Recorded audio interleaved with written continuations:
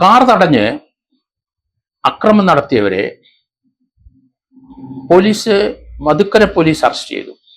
കേരളത്തിലെ എറണാകുളത്തുള്ള 4 പേര് ബാംഗ്ലൂർ അവരുടെ സ്റ്റുഡിയോയ്ക്ക് ആവശ്യമുള്ള കമ്പ്യൂട്ടറുകൾ വാങ്ങാൻ പോയതായിരുന്നു. പാലാരിവട്ടത്തു നിന്ന് അവർ കാറിൽ ബാംഗ്ലൂർ പോയി സാധനങ്ങൾ വാങ്ങി, കമ്പ്യൂട്ടർ സാധനങ്ങളെല്ലാം വാങ്ങി അവർ അവിടുന്ന് യാത്ര തിരിച്ച് രാത്രി 2:30 മണിക്ക് അവർ ദേശീയപാതയിൽ മധുക്കര പോലീസ് സ്റ്റേഷൻ പരിധിയിലെത്തിയപ്പോൾ അവരുടെ കാറിന്റെ മുമ്പിൽ മറ്റൊരു കാർ വന്നു. 3 കാർ അവരെ വളഞ്ഞു. ഒരു കാറ് ക്രോസ് ചെയ്ത് നിർത്തി. അവർ ചാടിയിറങ്ങി. ഈ അസ്ലം സിദ്ദിഖ്, അതുപോലെ ചാൾസും നിതിനും അക്ഷയ് എന്ന 4 പേര് ബാംഗ്ലൂരിൽ നിന്ന് വന്നവരെ കാറിന്റെ ചില്ലടിച്ചു പൊട്ടിച്ചു. അവരുടെ കയ്യിൽ ഇരുമ്പ് വടികൾ, ദണ്ഡുകൾ, ആയുധങ്ങളൊക്കെ ഉണ്ട്. അത് വെച്ച് അടിച്ചു പൊട്ടിച്ചു. പിന്നിക്കിടന്ന് ഉറങ്ങിയ കുട്ടികൾ നിലവിളിച്ചു. ഏതെങ്കിലും വണ്ടി തട്ടിയതായിരിക്കും എന്നാണ് വാഹനം ഓടിച്ചയാൾ കരുതിയത്. വണ്ടി സ്ലോ ഡൗൺ ചെയ്തപ്പോൾ അവർ ക്രോസ് ചെയ്തു.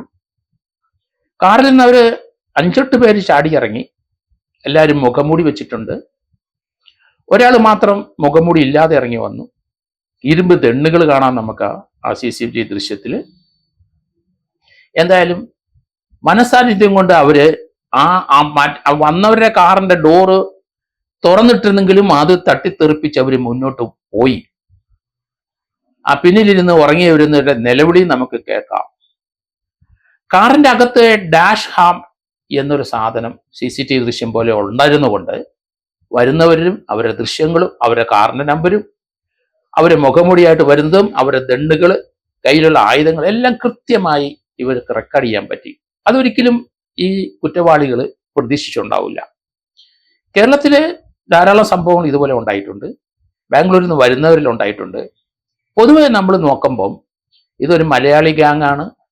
ഇതിനകത്ത് 9 വർഷം പഴക്കം, 9 വർഷം സർവീസ് ഉള്ള ഒരു പട്ടാളക്കാരനുണ്ട്. അയാൾ കഴിഞ്ഞ ഏപ്രിൽ മുതൽ ലീവിലാണ്. ആ പട്ടാളക്കാരനും അയാൾ തമിഴ്നാട്ടുകാരനാണ്. ഇതിനകത്ത് 4 പേരെ ഇപ്പം അറസ്റ്റ് ചെയ്തിട്ടുണ്ട്.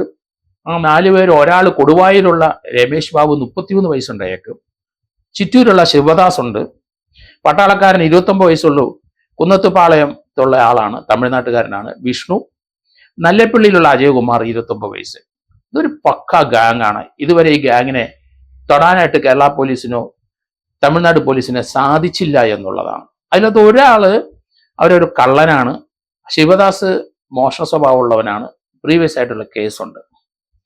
ഈ ഒരു ഗാങ്ങിനെ ട്രാക്ക് ചെയ്തേ പറ്റുള്ളൂ നമുക്ക്. ഇവരെല്ലാം പാലക്കാട്ടുകാരാണ്, പാലക്കാട്ട് റൂട്ടുള്ളവരാണ്. അവർക്കൊക്കെ 2-3 കാറിലാണ്, കേരള രജിസ്ട്രേഷൻ, ഫോൾസ് രജിസ്ട്രേഷനുള്ള കാറിലാണ് അവർ മധുക്കര പോലീസ് സ്റ്റേഷൻ അതിർത്തിയിൽ ഈ കുറ്റകൃത്യം നടത്തിയത്. അവർ പ്രതീക്ഷിച്ചത് ബാംഗ്ലൂരിൽ നിന്ന് വരുന്ന പല വാഹനങ്ങളും അവരുടെ ഇൻഫോർമെന്റ് ബാംഗ്ലൂരിൽ നിന്ന് പറഞ്ഞു കൊടുക്കും, ഇന്ന വാഹനം വരുന്നുണ്ട്, അത് അവർ ചേസ് ചെയ്യും.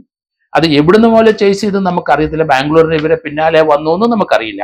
അവർക്ക് സൗകര്യമാവുന്ന സ്ഥലത്ത് വെച്ച്, ആളൊഴിഞ്ഞ സ്ഥലത്ത് വെച്ച് അവർ ആക്രമിക്കുകയുള്ളൂ. അതുകൊണ്ട് ബാംഗ്ലൂർ മുതൽ ചിലപ്പം അവരെ ഫോളോ അപ്പ് ചെയ്തിട്ടുണ്ടാവും. ബാംഗ്ലൂർ, ഒസൂർ, കൃഷ്ണഗിരിയൊക്കെ കടന്ന് ധർമ്മപുരിയിലും വന്ന് അവിടുന്ന് മധുര കോയമ്പത്തൂർ റോഡിലേക്ക് പ്രവേശിച്ചു. കോയമ്പത്തൂർ റോഡിലേക്ക് പ്രവേശിച്ചു കഴിഞ്ഞപ്പോഴാണ് ഈ സംഭവം നടന്നിരിക്കുന്നത്. അത് മധുക്കര പോലീസ് സ്റ്റേഷൻ അതിർത്തിയിലാണ്. മധുക്കര പോലീസ് സ്റ്റേഷൻ അതിർത്തിയിൽ ഇതിനു മുമ്പ് ഇതുപോലെ സംഭവങ്ങൾ ഉണ്ടായിട്ടുണ്ട്, പിടിച്ചിട്ടില്ല. KG ചാവടി പോലീസ് സ്റ്റേഷൻ അതിർത്തിയിൽ ഇതുപോലെ സംഭവം ഉണ്ടായിട്ടുണ്ട്, പിടിച്ചിട്ടില്ല. ഇതിപ്പോ ആദ്യമായിട്ടാണ് അവർക്ക് ഈ ഗാങ്ങിനെ പറ്റിയുള്ള വിവരം കിട്ടുന്നത്. ഇവരോടിച്ചിരുന്ന നമ്മുടെ അസ്ലം സിദ്ദിഖും മറ്റും ഉണ്ടായിരുന്ന കാറിന്റെ അകത്തെ ആ ഡാഷ് കാം ഉള്ളത് കൊണ്ട് മാത്രം, ചെറിയൊരു ക്യാമറ പോലെ, അതെല്ലാവരും 10,000-20,000 രൂപ വരെ വിലയുണ്ടെന്ന് പറയുന്നു.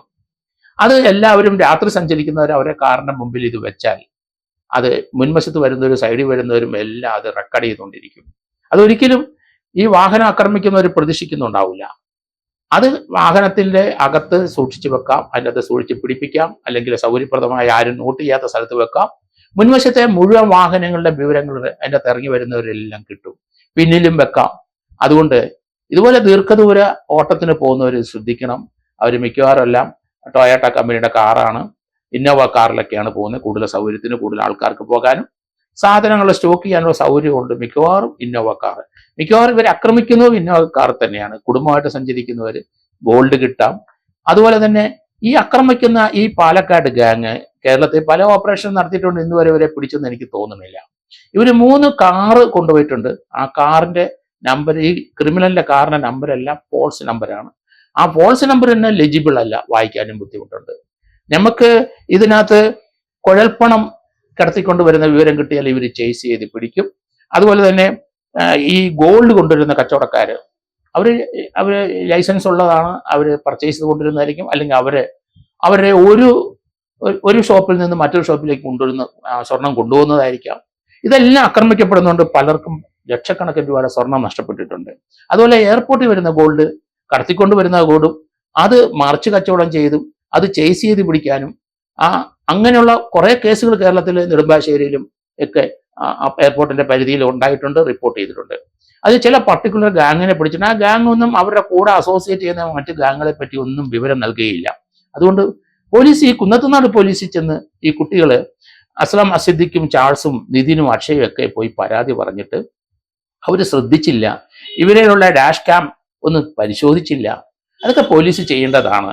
കാരണം ഇവിടുന്ന് പോയവരാണ്, ആ പോലീസ് സ്റ്റേഷൻ അതിർത്തിയിൽ തന്നെ അവർ തിരിച്ചതാണ്. അതൊരു കണ്ടിന്യൂയിങ് ഒഫൻസ് ആയിട്ട് ചിത്രീകരിക്കാം നമുക്ക്. അവിടെ തന്നെ വന്ന് പറയുമ്പം അവർ ദയവായിട്ട് അത് പരിശോധിക്കണമായിരുന്നു, അതിന്റെ ഫോളോ അപ്പ് ചെയ്യണമായിരുന്നു. അത് മധുക്കര പോലീസിനെ വിളിച്ചിട്ട് കാര്യങ്ങൾ അന്വേഷിക്കണമായിരുന്നു. അവിടെ കേസ് രജിസ്റ്റർ ചെയ്തിട്ടുണ്ടെങ്കിൽ ആ പേര് ഇവിടുത്തെ GDയിൽ എഴുതണമായിരുന്നു. അങ്ങനെ പൊതുജനങ്ങളെ അവരോട് സഹാനുഭൂതിയോടെ കാണാനുള്ള കണ്ണ് പോലീസിന് വേണം. ചിലരിങ്ങനെയാണ് പോലീസിന് തന്നെ നാണക്കേടും മാനക്കേടും ഉണ്ടാക്കുന്ന പ്രവൃത്തിയാണ്. അത് നമ്മുടെ അതിർത്തി അല്ല. ഇന്ന് പുതിയ നിയമങ്ങൾ ഇപ്പം വരുന്നുണ്ട്. ജൂലൈ 1-ാം തീയതി മുതൽ ഇന്ത്യയിൽ എവിടെ വേണേലും ഏത് സ്റ്റേറ്റിൽ വേണേലും നിങ്ങൾക്ക് ഒരു FIR രജിസ്റ്റർ ചെയ്യാം. എന്നിട്ട് അത് കൺസേൺഡ് പോലീസ് സ്റ്റേഷൻ അയച്ചു കൊടുക്കണമെന്നേ ഉള്ളൂ. അത് നിഷേധിക്കാൻ ഒരു പോലീസ് സ്റ്റേഷനിലെ SHOയ്ക്ക് ഇനി കഴിയില്ല. കാരണം നിയമങ്ങൾ മാറിയിരിക്കുന്നു. നമ്മൾ ഇങ്ങോട്ടും അങ്ങോട്ടും ഒക്കെ തട്ടുന്ന നമ്മൾ കണ്ടിട്ടുണ്ട്. നമ്മൾ ഒരു മോഷണ കേസ് ഇതിപ്പോഴാണ് ഞങ്ങളുടെ അതിർത്തിയല്ല മറ്റേ അതിർത്തി പോകണമെന്ന് പറഞ്ഞുവിടാൻ എനിക്ക് കഴിയില്ല. അതിവിടെ തന്നെ ആ കേസ് രജിസ്റ്റർ ചെയ്യണം. അതുപോലെ ബാലാഭാസ്കറിന്റെ കേസിൽ ഞാൻ അന്നേ പറഞ്ഞു അതൊരു ചേസാണ്. പക്ഷെ CBI വരെ അന്വേഷിച്ചിട്ട് അതൊരു ചേസായിട്ട് അംഗീകരിച്ചിട്ടില്ല. ആ ചേസിൽ ഉൾപ്പെട്ട 3 കാറുകൾ പാലക്കാട് ടൗൺ പോലീസ് സ്റ്റേഷനിൽ പിന്നീട് പിടിച്ചെന്ന് ഞാൻ അറിഞ്ഞത്. അത് ഇതുമായിട്ട് ബന്ധപ്പെട്ടല്ല, വേറെ ചില ആ കാറ് തന്നെയാണോ ഇപ്പൊ ഇവർ ഉപയോഗിച്ചതെന്നും തീർച്ചയായിട്ടും മധുക്കര പോലീസും കുന്നത്തുനാട് പോലീസും അത് അന്വേഷിക്കണം. പാലക്കാട് ഉള്ള ആ ഗാങ്ങിനെ ആദ്യമായിട്ടായിരിക്കും നമുക്ക് ഒരു വിവരം കിട്ടുന്നത്. അവരുടെ ദൃശ്യങ്ങളും അവരുടെ വാഹനത്തിന്റെ നമ്പരും അവരുടെ ഓരോരുത്തരുടെ കയ്യിൽ ആയുധങ്ങളും ഒക്കെ ആ ഡാഷ് ക്യാമിലൂടെ കൃത്യമായി കിട്ടിയതുകൊണ്ട് മാത്രമാണ് മധുക്കര പോലീസ് ഇത് പിടിക്കാൻ കാരണം, കുന്നത്തുനാട് പോലീസിന് ഇൻഫർമേഷൻ കിട്ടാൻ കാരണം. അതുകൊണ്ട് ഈ മധുക്കര പോലീസുമായിട്ട് അസോസിയേറ്റ് ചെയ്യണം. ഈ 3-4 പേരെ, അതിനകത്ത് ഒരുത്തൻ കള്ളനാണ്, അതിനകത്ത് ഒരാള് വിഷ്ണു പട്ടാളക്കാരനാണ്. ഇവന് കൂടെ അവധിക്ക് വരുമ്പം ഇതുപോലെയുള്ള ഓപ്പറേഷൻ തമിഴ്നാട്ടിലും കേരളത്തിലും ആന്ധ്രയിൽ വരെ നടത്തുന്നുണ്ടാവും. കാരണം അതിന്റെ ലീഡർഷിപ്പ് അയാളാണ്. 31 വയസ്സെങ്ങാണ്ടൊക്കെ പ്രായം, 30 വയസ്സിനടുത്ത് പ്രായമുണ്ട്. അതിനകത്ത് രമേശ് ബാബുവിനാണ് 33 വയസ്സ് പ്രായമുള്ളത്. ഏതായാലും ഈ ഗാങ്ങിനെ കുന്നത്തുനാട് പോലീസ് പോയി ക്വസ്റ്റ്യൻ ചെയ്യണം, അതിനൊരു FIR എടുക്കണം, അത് ക്രൈംബ്രാഞ്ചിന് കൊടുക്കണം, ബെറ്റർ ഒരു DYSP ക്രൈംബ്രാഞ്ച് ഇത് അന്വേഷിക്കണം. നമുക്ക് ഈ ഗാങ്ങിനെ ബുക്ക് ചെയ്തേ പറ്റുള്ളൂ. കാരണം ഇതങ്ങനെ വിടാൻ വഴിയില്ല. ബാലാഭാസ്കറിന്റെ മരണം ഈ ഗാങ്ങിൽ തന്നെ ഉണ്ടാകാനുള്ള സാധ്യത വളരെ കൂടുതലായിട്ടാണ് ഞാൻ കാണുന്നത്.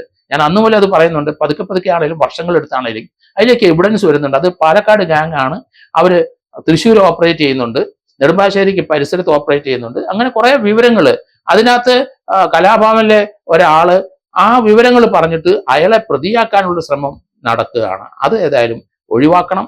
അയാള് തന്ന വിവരം ഇപ്പം പതുക്കെ ആ വിവരത്തിലേക്ക് വെളിച്ചം വീശുന്നതാണ് ഇപ്പോഴത്തെ ഈ സംഭവത്തോട് എനിക്ക് തോന്നുന്നത്. അതുകൊണ്ട് ഈ കഴിഞ്ഞ വെള്ളിയാഴ്ച രാത്രി 2:30 ഉണ്ടായ ഈ ഒരു സംഭവത്തിനെ സംബന്ധിച്ച് കേരള പോലീസിന് ഒരു കേസ് രജിസ്റ്റർ ചെയ്യും. അവിടെ രജിസ്റ്റർ ചെയ്യുന്ന പറഞ്ഞ് ഒഴിയരുത്.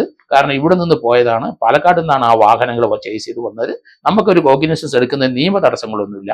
അതിന്റെ ചാർജ് ഷീറ്റ് കൊടുക്കുന്ന സമയത്ത് അത് മധുക്കര പോലീസിലേക്ക് ട്രാൻസ്ഫർ ചെയ്യാം. അവർ ആ കേസ് കൂടെ ഇൻകോപ്പറേറ്റ് ചെയ്യും. ഇതിനകത്ത് ആ പോലീസിനെക്കാട്ടിലും കൂടുതൽ വിവരങ്ങൾ കളക്ട് ചെയ്യാൻ കേരള പോലീസിനാണ് കഴിയുന്നത്. കാരണം ആ കാർ ഓടിച്ച പയ്യനെ അവർക്ക് നിവൃത്തിയില്ലാതെ വന്നപ്പോൾ അവര് ആ ഡോറിൽ അവർ തുറന്നിട്ട് ഡോറ് അത് കാർ ഇടിച്ചു തെറിപ്പിച്ച് അവർ ഓടി രക്ഷപ്പെട്ട് അവിടുത്തെ ടോൾ പാസ്സായി ചെന്ന് നിന്ന് അവിടുത്തെ 2 പോലീസുകാരുള്ളതുകൊണ്ട് ഇവർ പിന്തിരിഞ്ഞ് പോവുകയാണ് ഉണ്ടായത്. അല്ലെങ്കിൽ അതൊരു മർഡർ ഉണ്ടാകാം, തലക്കിട്ട് അടിച്ച് കൊന്നുകളയാം. അത് ഏതായാലും ജീവൻ അവർക്ക് രക്ഷപ്പെട്ട് കിട്ടി. അതുകൊണ്ട് ഈ ഒരു ഗാങ്ങിനെ ബുക്ക് ചെയ്ത് അവന്മാര് എത്ര കേസിന് കേരളത്തിലും തമിഴ്നാട്ടിൽ നടത്തിയിട്ടുണ്ട് അത് മുഴുവൻ കണ്ടെത്തണമെന്നുണ്ടെങ്കിൽ തീർച്ചയായിട്ടും ക്രൈംബ്രാഞ്ചിന്റെ അന്വേഷണം ഈ കാര്യം നടക്കണം എന്ന് തന്നെയാണ് ഞാൻ പറയുന്നത്.